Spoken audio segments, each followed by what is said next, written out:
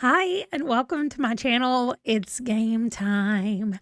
I have not played like a new game in a really long time. Most of the year I spent doing quarterly games. So I played a bunch of games and then I would read those books for the quarter and then I would play a bunch of more games.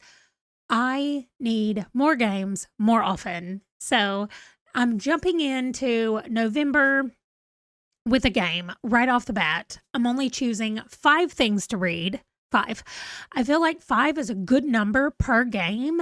And that way, during the month, I can play multiple games because I'm definitely going to read more than 5 books. Now, before you start lecturing me on what I need to be focusing on and the fact that I need to be reading my 50 before 50 books, I know this. So this game is just for the 50 before 50. So I didn't want to use my little system that I had created before. I wanted to make a new one that was completely online and that I could easily switch things in and out when I got caught up on a series or when I read a book from a series. So let me get out of the way, show you what I've made, and let's just get to it. Okay, here it is. 50 before 50 dice bingo. If you've been in some of my live streams, you've seen this recently. Also, if you're on Discord, you've seen it because I was asking what people thought about how it looked. Anyway, so what I'm going to do is I'm going to roll 2 dice, 1d6 and 1d10, and then I will find, using the grid, figure out which prompt it's on, which book it's on, and then that's what I'm going to read. Now, I am going to give myself, if I roll a 6 on the d6, I get a free pick in the row that the d10. So if I roll a 5 on the d10 and a 6 on the d6, I get to pick anything in this row right here. This is also the last one, a grave robbery. You can see that it repeats the next 5 rows, and then we have a grave robbery down at the bottom again. So there's 25 books, 25 series is on here twice. That means I only have 25 series left to catch up on or to finish. And that doesn't mean that I'm finished with the other 25. It just means I'm caught up or I'm finished. So halfway, if we're going off of series, I'm halfway there. Anyway, let me show you how this is going to go. Over here on my dice roller down below me, I can press the D6 and the D10 and they'll both roll at the same time. So I got a 6 and a 3. I already get to make my own choice. Everything in this row right here is going to be free pick for me. I'm immediately going to pick the Lexi Blake because I need to read more Lexi Blake. I have more of hers left than any of the others of these. So Lexi Blake is my first pick. All right, now all I have to do is hit roll, and it will just roll both of them, a 4 and a 7. So 4 and 7 is Reese Bowen. I'm reading Her Royal Spyness. I'm really excited about that one too. I really like that. It's a historical mystery. I didn't mention Lexi Blake only writes romance. Some of them are Western style, and some of them are BDSM style, but they're all in one overlapping world. So I'm reading her whole catalog, and they all have a spy element in there as well. You would think those wouldn't fit together, but I promise you that they do.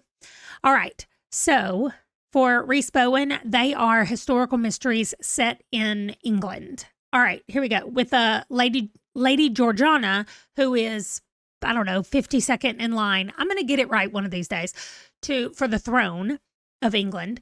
And she just keeps solving mysteries. So, all right, rolling for book number 3, a 1 and a 5. 1 and 5 is Spy Family. That is fantastic because I already wanted to read one in November, and now I get it on there without adding an extra book for myself to read. So fantastic. Spy Family is a manga, and it is this man who is a spy and this woman who is also a spy, an assassin/spy, and she has a job undercover and he has a job undercover, but then he needed a family for a new undercover assignment. And so he randomly found this woman and they were like, you're going to marry her. He doesn't know that she's a spy.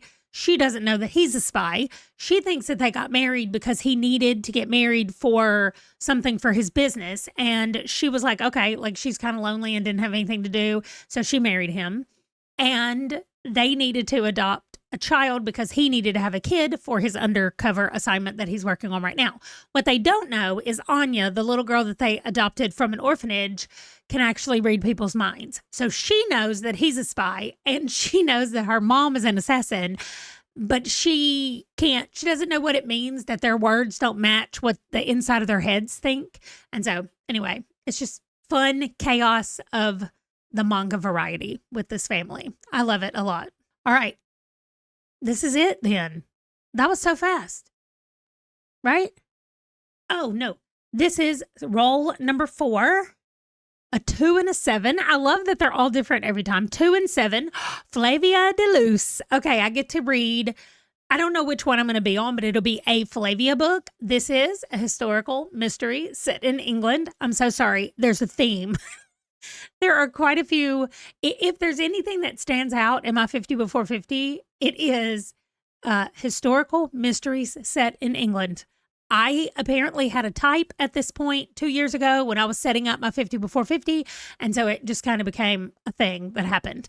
Also, side note to say, if you have no idea what 50 before 50 means, you can click this video up here and go find out what it is.